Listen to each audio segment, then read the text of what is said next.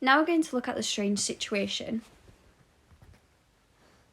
We need to look at types of attachment, insecure avoidant, secure and insecure resistant, along with the procedure and findings of the strange situation, and cultural variations in attachment, including Van Eisendorn.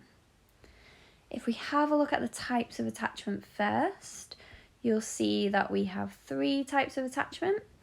We have secure, insecure avoidant, and insecure resistant. So, secure attachment. The infant or child shows discomfort when the mother leaves, which is the separation anxiety. They are comfortable with the stranger when the mother is there, so that's stranger anxiety, and they're comforted by the mother when she returns. Insecure avoidant, they're okay when the mother leaves, which is separation anxiety. They're comfortable with a stranger when the mother is there, stranger anxiety, and they're uninterested in the mother when she returns, reunion behaviour. Insecure resistant, distressed when the mother leaves, separation anxiety, uncomfortable with a stranger when the mother is there, stranger anxiety, and rejects the mother when she returns, reunion behaviour. So for each type of attachment, you might want to make a table with the types of attachment down one side, and then separation anxiety, stranger anxiety, and reunion behaviour across the top, and then write in each behaviour for each of the categories within the table. And that might be a better and an easier way to revise this, and then it fits much better with the strange situation as a procedure. So the strange situation was a controlled observation of the infants during planned activities based on situations of novelty and mild stress. There were 8 episodes. I have only detailed 7 episodes here. In the original research, the first episode counted as the mother and child entering the room. So the first episode, the infant was encouraged to explore, so there were lots of toys in the room, and for every single infant the toys were exactly the same, the room was exactly the same, that was all controlled. So they were encouraged to explore and play with the toys, and this was them looking at the exploration behaviour and whether the infant used the mother as a secure base. If the infant used the mother as a secure base, they would return to the mother periodically, or they would maybe take the toys and sit with the mother and play with the toys. The second episode, the stranger enters and approaches the infant, so they're looking for stranger anxiety here. Third, caregiver leaves, so they're looking for separation and stranger anxiety. 4, caregiver returns and the stranger leaves, which is reunion behaviour and exploration or a secure base. 5, the caregiver leaves the infant on their own, separation anxiety.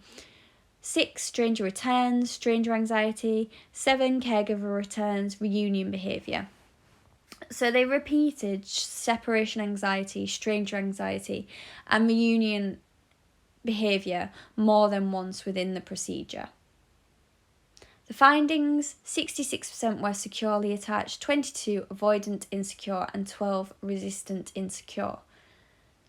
You might have different numbers depending on the textbook that you're using for your revision.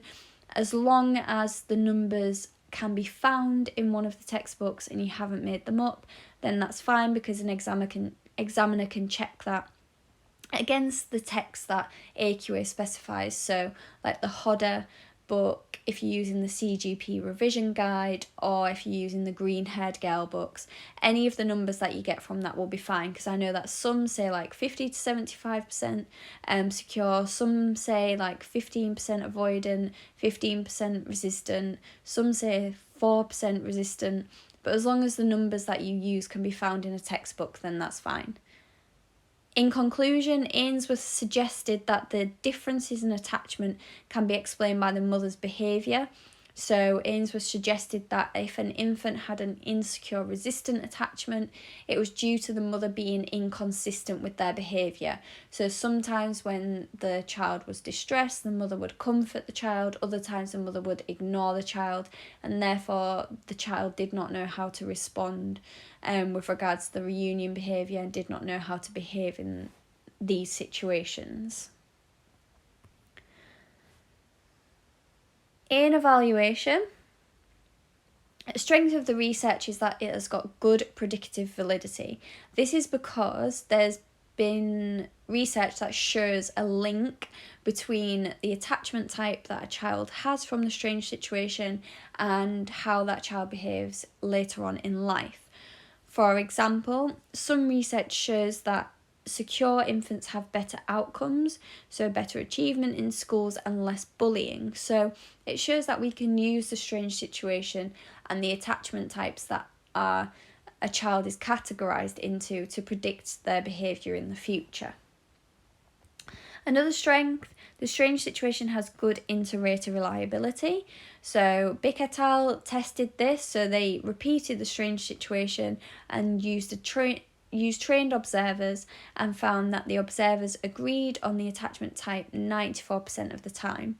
So using her procedure, using all of the things that Ainsworth specified that the observers should look for and how they should categorise the behaviour. It's really good, it's really detailed, and it's because there's such a high level of control, it means that we have good inter-rater reliability within this research. So we can trust the findings, we can trust that that child is classified as secure or classified as insecure resistant. However, a limitation, so the test may be culture bound, and this is because it was developed in Britain and the US, so a westernised society. Babies have different experiences in different cultures, and this could affect their responses to the strange situation. So we'll have a look at Takahashi's research in a moment when we look at cultural research. But in Takahashi's study, babies displayed a high level of separation anxiety, and a disproportionately high number of them were classed as insecure resistant in comparison to lots of other strange situation research. And this is because the strange situation may only be appropriate in specific types of cultures which are similar to that in which it was developed. It might be too distressing for infants in other cultures. So with regards to the strange situation, you need to know the evaluation points, you need to know the procedure and the stages or the activities within the procedure. You need to know some research methods type stuff as well, so strength and limitation with regards to research methods such as strength, high level of control, limitation could be demand characteristics. For example, the mothers, because it was a controlled experiment, they knew they were being observed, so they might have changed their behaviour, and this could have affected the outcomes. Some infants might not be used to that environment as well, whereas if we looked at them at home, then we might get a different attachment style. So is it ecologically valid? Does it actually show how that infant behaves in real life? And then you also need to be aware of the different types of attachment, and you need to be able to identify them from question stems also. So if you have a look in the worksheet for this week and the exam questions, there are a few questions where you have to identify the attachment type from an item, so make sure you are able to do that. Next, we'll have a look at cultural variations. So it specifies in the advanced information that you need to be aware of Van Eysendorn's research. So Van Eysendorn's research was a meta-analysis.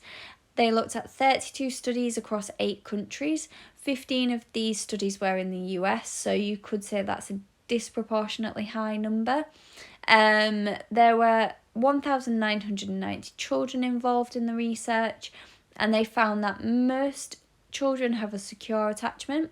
However, in non-Western cultures, there's more insecure resistant than insecure avoidant, and Germany has the highest number of insecure avoidant infants. So we have a sample of the research here, this table, where you can see that the majority have between like 50 and 70% secure attachment.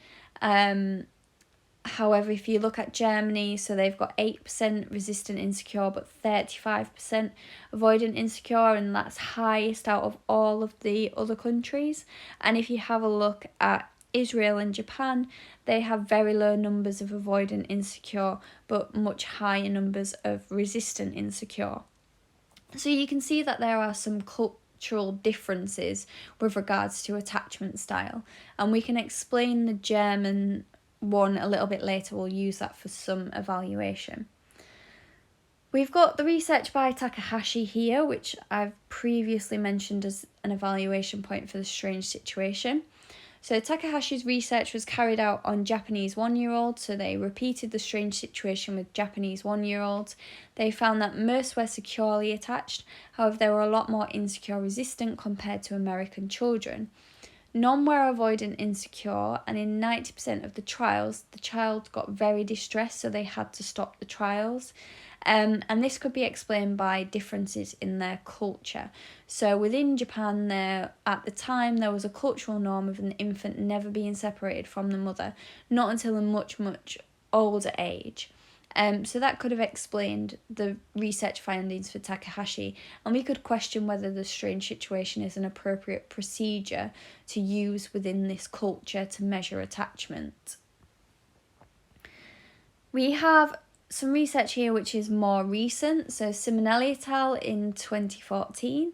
This was an Italian study. They looked at 76 babies aged 12 months. They found that 50% were secure, 36% were insecure avoidant. So this differs from other studies. They have a high number of insecure avoidant infants, but it could be due to an increase in working mothers using childcare. So if we think about modern times now, it's more common for mothers to work.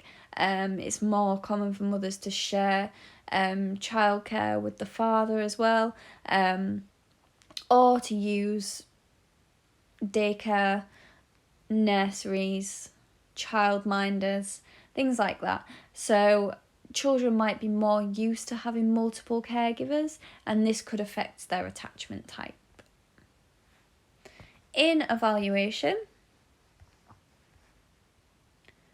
a strength of Van Eisendoorn's research is that the studies used in the meta-analysis and in Takahashi's research and Simonelli's research, all of these studies used indigenous researchers. So these are researchers that are from the same cultural background as the participants, which enhances the validity of the data, because if there's any issues with regards to misunderstanding of the language or misunderstanding some of the observational behaviours, then all of those issues can be explained by the researcher themselves because they're from the same cultural background as those participants. However, a limitation with the meta-analysis, so Van Eisendoorn's research, is that the studies are not matched for methodology, so there could be confounding variables that could affect the findings of the research, and these are not controlled for. So some of the studies might have been done on different social classes, some might have been done in areas that had higher levels of poverty. There could be environmental variables as well, so each of the studies, although they used the strange situation procedure, they didn't follow the strange situation exactly. So the room might have been a different size, the types of toys might have been different, and this could affect the infant's behaviours and their attachment classification. A final limitation of cultural studies into the strange situation and attachment is that using the strange situation across cultures creates an imposed ethic. So this is when one method or idea which works well in a particular culture, so like the US, is used in other cultures, and it's assumed to be appropriate to use in other cultures. So in the US, a lack of affection, when it's the reunion behaviour that they're measuring, indicates an avoidant attachment. However, we mentioned earlier that Germany had a higher level of avoidant attachment, but in Germany, if a child behaves that way, so if they don't run up and give their mum a big cuddle and they just sort of like carry on with whatever they were doing and carry on playing with their toys, then that's interpreted as independence, and that's valued in German culture. So that's a good behaviour and they like that behaviour. whereas in America that would be seen as a bad behaviour. So it reduces the meaningfulness of comparing cultures, because we're not putting the behaviours in that cultural context. And maybe a different style of observation might be more appropriate in German culture, because infants behave differently because they value different things with regards to attachment, and what they see as a good attachment in Germany might differ to what we see as a good attachment in America. So there are issues with using the strange situation across cultures, but we can see that there are cultural variations in attachment also, and these cultural variations can be explained by the cultural differences.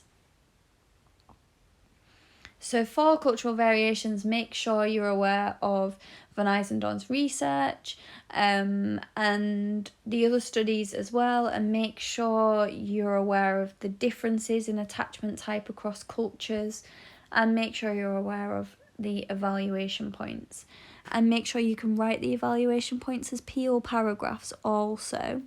So we need to know the strange situation, the procedure, the research methods, style evaluation points, the other evaluation points, such as it being culture bound, the types of attachment and separation anxiety, stranger anxiety, and reunion behaviour for infants for each of those attachment types, and then the cultural variations and Van Eysendorn's research, Van Eysendorn's findings, another cultural study, and those evaluation points. In the next part, we will look at Bowlby's theory of maternal deprivation.